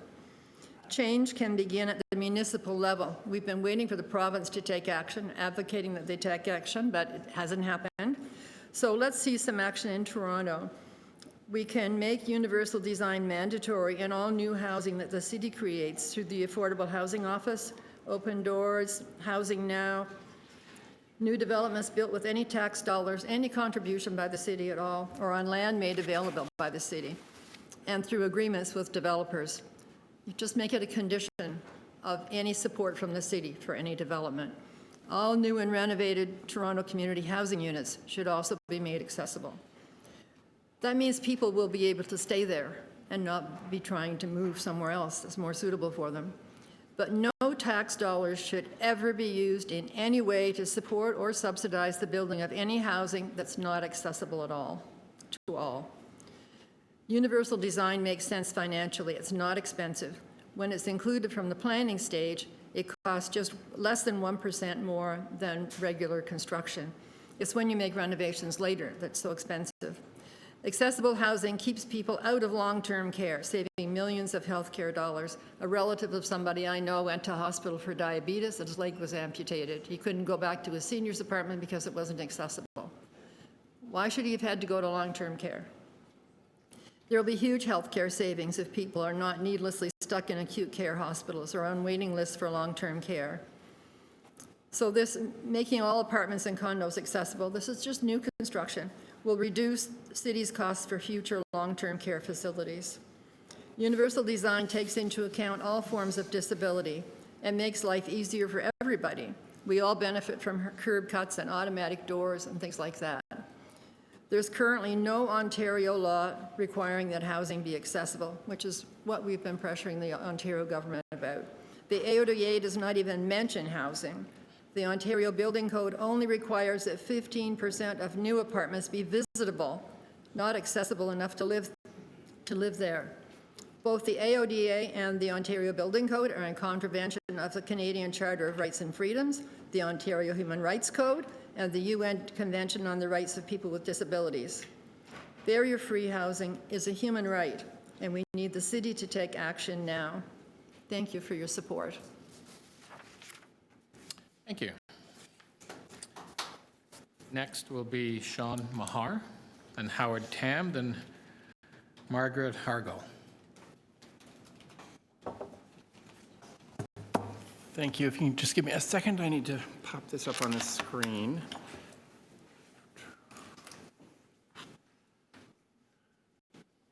Hopefully that works. Yes, it does. Thank you. Thank you. My name is Sean Maher. I'm here on behalf of TTC Riders. And I wanted to start by putting this graph up on the screen because it speaks to several of the issues that I want to talk about over the next few minutes. This is a graph of the percentage increase in different significant sources of municipal revenue. The gray line across the bottom is the increase in TTC fares. And I wanted to put that there because one of the issues that we're confronting in this budget is investment in transit. It's a huge challenge that we have right now because we are seeing ridership slip below its peak, challenges with people being willing to take the TTC because the only thing worse than knowing that our trip is going to take you a long time is not knowing how long it's going to take you, and service interruptions have created that problem. Those interruptions are going to increase if we don't invest in the TTC. The TTC's own 5-year plan says we need about $33 billion, including 60 streetcars that we need to order right now and 1,500 buses that we need to order right now if they're ever going to arrive in time to address the challenges that we face coming right up, which include the fact that population growth in the downtown core, where people ride streetcars a lot, is exponential, and it's completely overloaded our streetcar system. The maintenance issues that we're going to experience over the next 2 years with the subways and also with streetcars mean we will need hundreds and hundreds of more buses to cover those services just to maintain service where it is now. And population growth on the bus system means we'll need 1,500 buses over the next 3 or 4 years. None of that is in the current budget, and it desperately needs to be if the transit system isn't going to come unraveled. We also see some really significant challenges around fare evasion, and one of the reasons for that is that yellow line. Fares have risen about 40% over the last 10 years. That's roughly 2.5 times the rate of inflation. No other major provider of funding to the city has been asked to shoulder that kind of increase. Not property owners, not business owners, nobody. That's about another $290 million that transit riders pay over what they paid 10 years ago. They are doing their fair share, and they absorbed another increase this year. And we see an increase in fare evasion in part because of the high costs that we have there. And when we look at around the world, the things that actually solve problems with fare evasion, it's generally not enforcement. There's a massive increase in enforcement in London. Their fare evasion rates haven't shifted at all. In fact, they're roughly about where ours are at around 5%, because what stops people from evading fares is their sense that the system works, and it works for them, and it works in a fair way. One of the ways that we can address that is by fulfilling our commitment to a fair fare pass. Years ago, we decided that people who lived on low income should get better access to transit. We laid out a plan for that over 3 years, and we have not fulfilled that commitment. We did for people who are on ODSP and OW. We did for people who are receiving childcare subsidies. But the people who desperately need childcare subsidies and aren't getting them, they don't get the Fair Fare Pass. The people who live in our affordable housing and live on low incomes, they don't get the Fair Fare Pass. The people that we promised it to for this year, who live on low incomes and don't have any of those benefits, don't get the Fair Fare Pass. And funding that pass is a critical part of living up to the commitments that we made to people living on low incomes. And it's a fundamental part of convincing people that our transit system is fair to them. And that's what we need to do if we want to avoid the challenges that we've got. On top of that, I'd have to say that there are a lot of commitments that we've made recently that involve a lot of capital dollars. We promised about $8 billion for affordable housing and about $500 million to fix up Toronto community housing buildings. Those are critically important investments, but they put a lot of pressure on our operating budget if we don't have other sources of income. The city building levy helps with that, but it's not enough to meet those costs. And if we want to meet those costs, we have to look at that graph again. Why are we in such a tough spot when it comes to investment? We'll look at those business property taxpayers. They are far below the rate of inflation. In fact, about $250 million below the rate of inflation. If they were paying at the rate of inflation, we wouldn't have those problems. Right now, we can't raise business property taxes, but we can tax businesses through other revenue tools that we have access to that hit businesses rather than homeowners. And those are, most notably, the commercial property tax levy that would raise almost exactly the amount of money that businesses are behind on paying in terms of their property taxes. Thank you, Sean. Next is Howard Tam. Thank you very much for your deputation. Howard Tam. Howard Tam one more time. Okay. Then we'll go on to Margaret Hargo.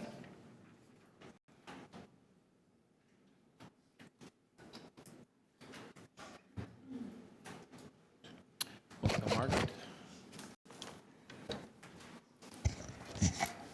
Thanks for having me. Okay. A lot of the things that have been said, I'm already going to tell you. So I don't know where to start. Yes, it has to do with climate change. My voice is funny. That's another story.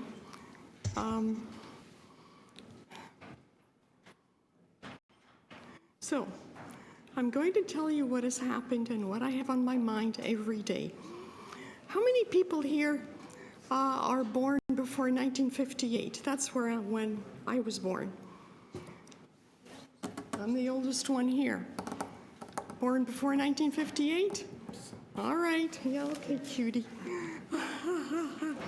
Now, okay, I'll start with one of the things.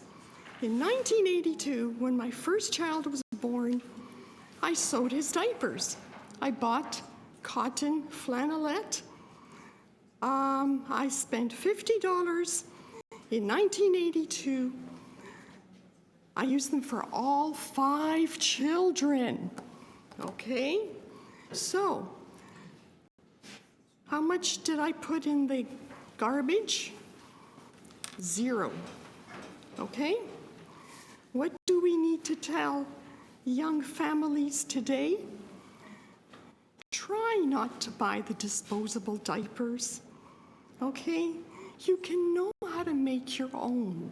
Go to a fabric store, buy flannelette, zigzag the outside, fold it in such a way, and you can use it not just for one child, but for all your kids. You can have as many kids as you want, and it's not expensive. Believe me, my husband and I have 5 children. They're not expensive. You use the same clothes, the same diapers. You educate each other. Yes, you do need daycare, so my mother helped, and my mother-in-law helped. But apart from that, yes, you do things together. You learn how to cook together. You learn many things together. That was number 1. Number 2, when I see people use Kleenex, shame, shame, shame. See what this is? What's this? What's this called? a handkerchief. How is it made? You buy cotton material. You fold the outside and you use it. Guess what? I only bought it once. Okay, I went to Walmart for the first time. I bought it there. Right, yeah, but now I make my own. As a matter of fact, the security guard downstairs took my scissors and my needle out, so it's in the security system. But yeah, I take it with me when I have spare time on the TTC, so I do that. But yes, you save money that way as well, okay? And you don't need to put it in the landfill. So there you go, you've already saved some garbage. Okay, my dear? Another thing is, from a medical point of view, okay, I have cancer, breast cancer, and throat cancer, la, la, la. However, never stop asking your doctor questions. The medicine he was giving me, I told him, it's making me depressed. Oh, I'll give you an antidepressant. No, thank you. Oh, why not? Half of the people that work here at the hospital are taking antidepressants. I don't care. I have to think of myself, okay? So the fewer medicines you take, the better it is for you, okay? Yes, my doctor also wanted to give me a medicine for my back. For this, I said, I don't have that problem. But according to what's it called? The chemotherapy they're giving me, I'm supposed to have all these other problems. No, I don't have those problems, so don't think of giving me those We'll have to wrap up. other Thank you, medicines. Margaret. Shoot. I also see the importance of belonging to a religion. Why? Because last Sunday, the priest's homily was about suffering, spiritual ailments, psychological ailments. This has a redemption effect if you know your religion, okay? So, yes, there are main religions. You should all know where you're from, what your parents' religion are, and how to continue practicing that. Thank you That's very it. much, Thank you. Margaret. Thank you very much for your wisdom. Next is Albert Wenzel. Here. Welcome, Albert. Thanks. I am Albert. I just read straight off my list. It's upside down. Anyway, I read the same thing out loud. In 2014, I predicted with name, date, and place, Bataclan Theater, Charlie Hebdo, Bastille Day, Pulse Nightclub, Incel, Danforth, MacArthur. Very Toronto-centric. Prior to event, this life and death information was called into 911, Crime Stoppers, and local media, CBC, Toronto Star, Globe and Mail. All of this information was also emailed to every single email address at Toronto Police, Office of the Chief, Corporate Communications, the Board, 51 Division, etc. There was no reply. They also had the names of the victims, Andrew Kinsman, Anna D'Amico, Reese Fallon, all of whom were still alive at this time. They could have arrested Bruce MacArthur, Alex Miasin, Faisal Hussein in 2014, and prevented these tragedies, saving money in the city budget, police resources, and grief to the families. This is not the first time I have phoned life and death information into 911. Nothing constructive was done. 51 Division has a written police report with foreknowledge of events documented. They fail to act or take any new information. Police have been hiding behind the blue wall of silence post-event, refusing to accept responsibility for their actions, or that is inaction. or to initiate a proper investigation or to be held accountable. New information continues to be squandered at the victim's expense and the City of Toronto's budget. Police can reduce expenses and manpower resources by acting on new information in a serious manner. I have multiple witnesses. Ryerson University, the RTA faculty, 200 people at Ryerson had all this information. The mainstream media, the CBC, the Globe and Mail, the Toronto Star. Toronto Police Services, especially 51 Division, which is my catchment area. Councillor Wong Tam has left the room, I see. A reporter told me that they have a recording of the 911 call, a copy of the original Bataclan Theatre email that was sent out in 2014, and they have taken a diary of witness statements from Ryerson RTA faculty. It was then quashed down by their editor lawyer. No one has been held accountable. I can give new information to TPS, saving money in the city's budget and valuable resources. I call on Toronto Police Services to come forward and do the right thing. I have withheld the names of the respective individuals out of privacy.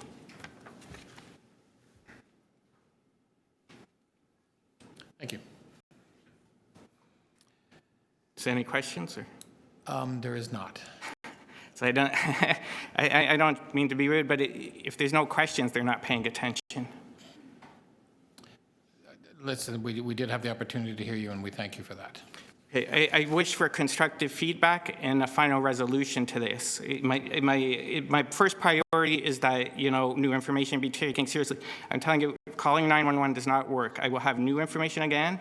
Nothing will be done again. Thank you, Al, but the way the deputations work is you do present to us, and we have the option to ask questions or not. We determine that. Okay, I'll submit my written copy to Nunziati, who also overlaps with TPS board, which has denied me a 5-minute deputation. Thank you. Thanks. Next is Chris Klugman.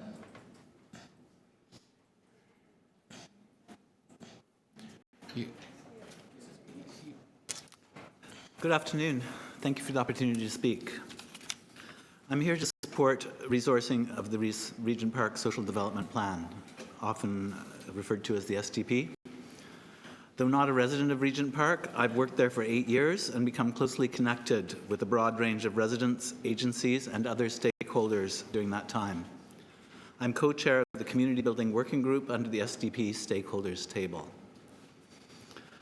The Social Development Plan and refreshed SDP were born of city initiatives to weave a strong social fabric along with physical revitalization. Under the city leadership, hundreds of stakeholders have been mobilized with the implication and expectation of City of Toronto funding. These are passionate people who have put, in many cases, hundreds of hours into furthering plans for creating a community where youth find mentors other than gang leaders, where people are lifted out of poverty, and where pride replaces anger, fear, shame, and hopelessness. The first gun killing of 2020 was in Regent Park, the victim another neighborhood youth. I'm reminding you of this again to underline this is urgent. You've heard today from some of the many residents exercising leadership in these initiatives. All are passionate about Regent Park, notwithstanding challenges such as displacement, poverty, and disabilities. I've come to love and care about these diverse individuals who are acting on a promise from the City of Toronto. It is for them I'm speaking today. What is needed next is for you to move the Social Development Plan budget item inside the recommended budget to maximize its chance for final approval. The rational and ethical thing to do is to fully fund it. The SDP is an innovative model for building community, for healing the disruption caused through physical demolition and construction, for realizing the professed goals of revitalization, the alternative to gentrification. With financial support, the results will be amazing. Thank you. Thank you very much. Next is Stephen Mensah.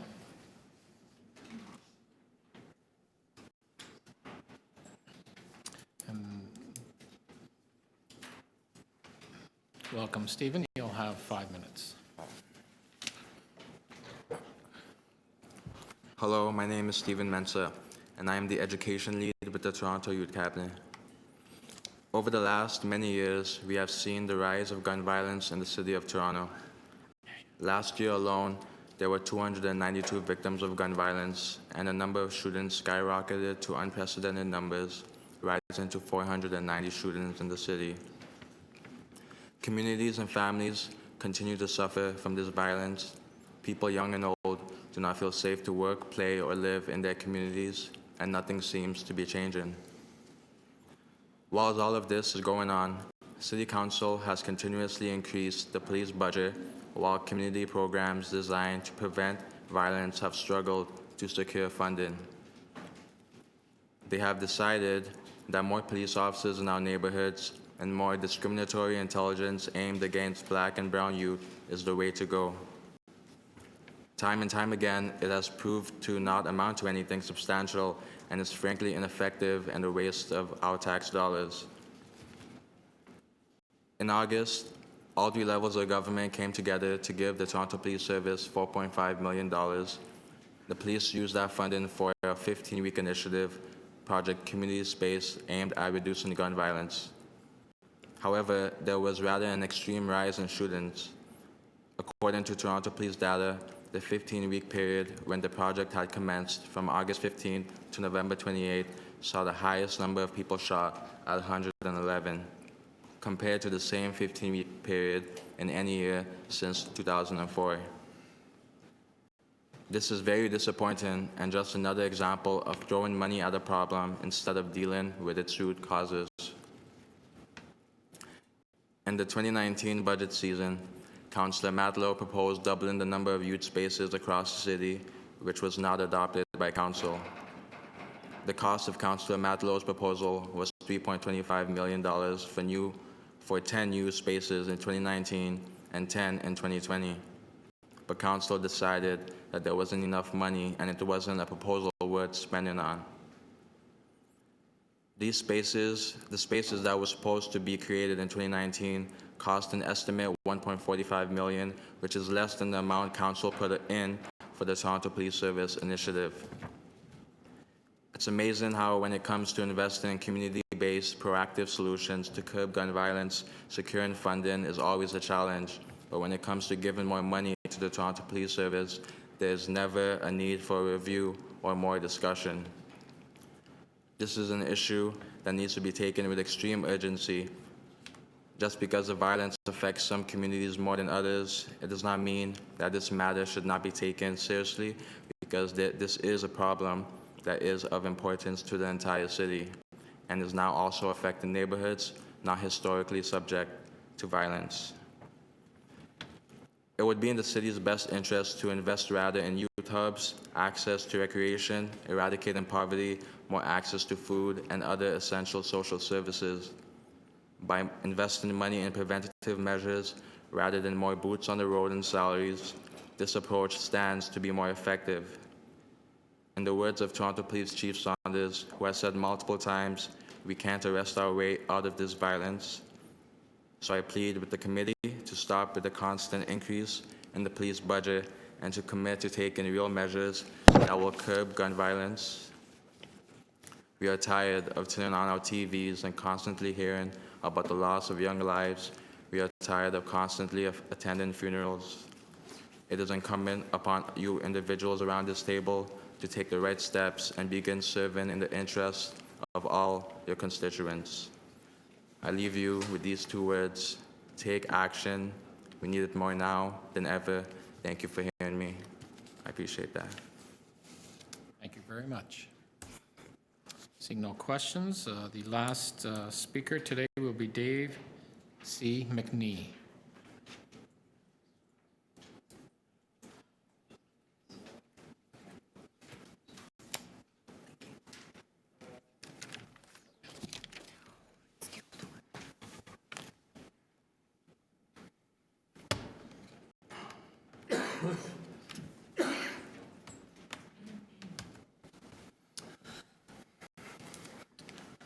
Just give us 1 second to set up. Yep.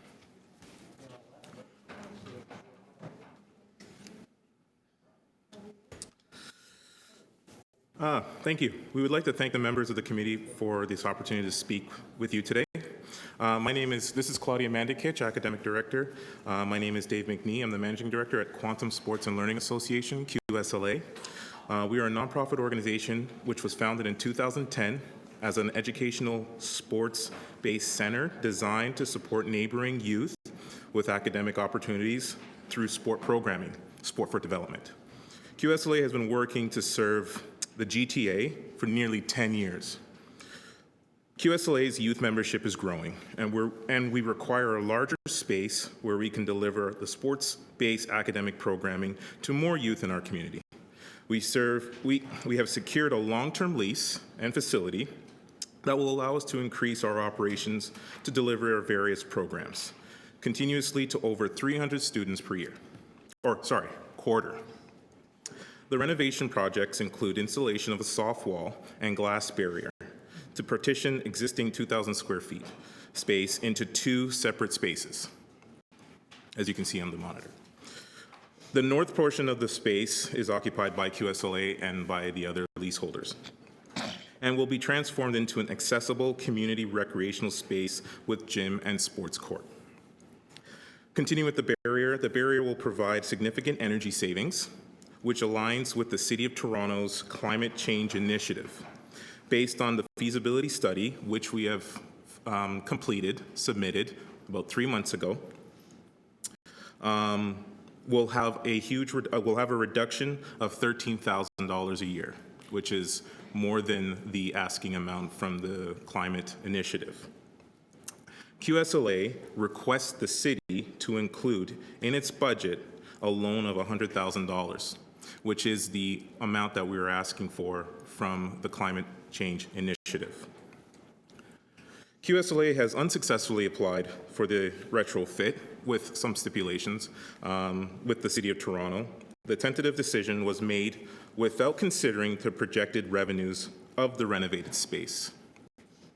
QSLA's past financial reports, which demonstrate steady annual growth since our inception in 2010, are hindered by our current spatial limitations, which inhibit organizational growth and require ongoing rental gym space from various locations throughout the GTA. Including our office, space, travel, and for our staff, and duplication of equipment purchases for multiple site program delivery has been very difficult. We are looking for a new home. Since 2010, again, QSLA has grown beyond our original location at 1205 St. Clair Avenue West, where we currently operate our programming at various TDSB schools, which we are official partners of, and local schools and university gymnasiums. In 2018, QSLA again enrolled over 1,200 kids in our programming for the year. Over the years, QSLA has been under various spatial constraints. Without an increase in space availability, we will not be able to reach our wider audience and increase our programming. Again, travel costs between gyms location is posing a serious financial constraint due to the temporal and physical demand for daily moving of heavy equipment, supplies, and travel of staff. QSLA's renovated community space will allow for equitable access to recreational services in the aforementioned City of Toronto wards, while simultaneously aligning with the City of Toronto's climate change initiative.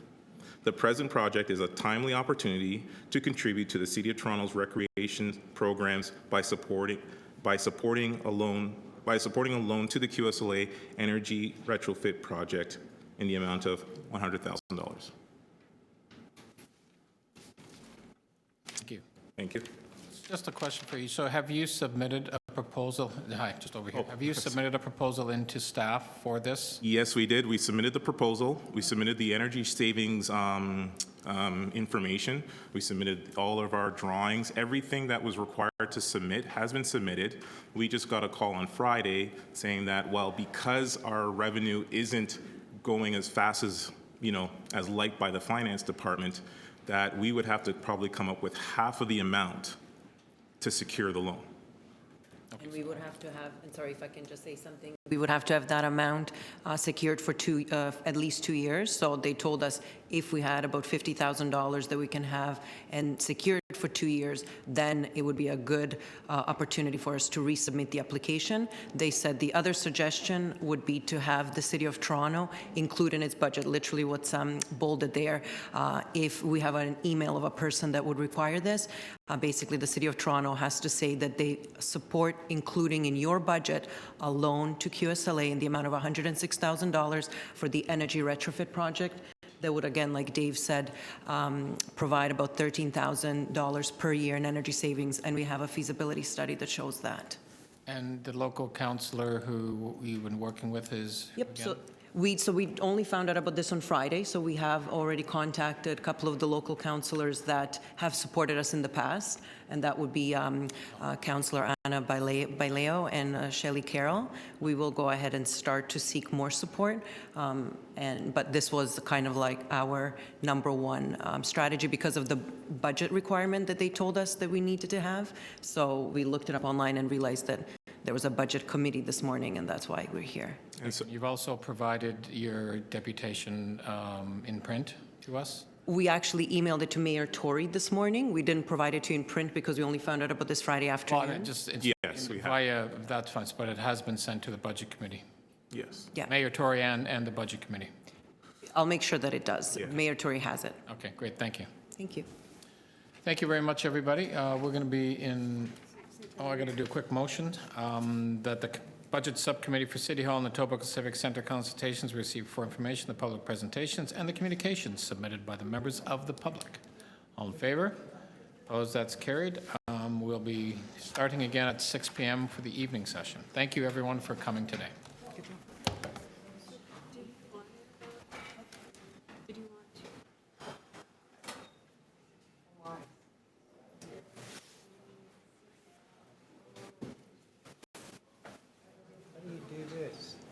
Goes in here.